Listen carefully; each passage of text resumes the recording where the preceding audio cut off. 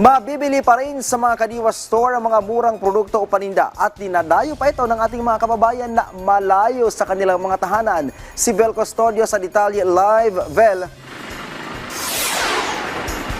Rise and shine, Ryan, sa kabila ng oil price hike, nananatiling abot kaya ang presyo ng mga bilihin dito sa Kadiwa Pop-Up Store sa Barangay Sikatuna Village, Quezon City. Tuwing Huwebes, dumadaan si Lito sa Kadiwa Pop-Up Store dito dahil madadaanan niya ito papunta sa trabaho.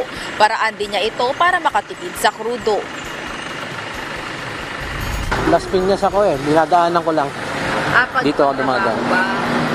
Ang trabaho ko dito sa Diliman. Kasi daan-daanan, tsaka mura lang. Maganda po, fresh naman siya. Fresh.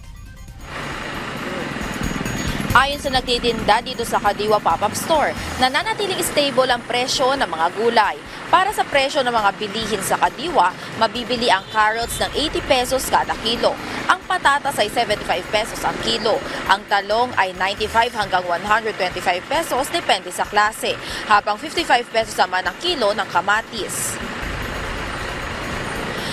Mas mura ito na nasa 5 hanggang 30 piso kaysa sa palengke.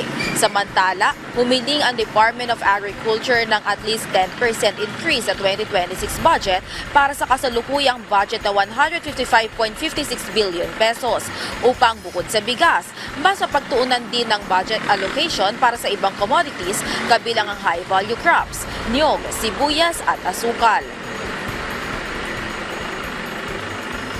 Ryan, dahil maaliwalas ang panahon dito sa Quezon City, abay nagsana ang mga mamimili dito sa Kadiwa Pop-Up Store.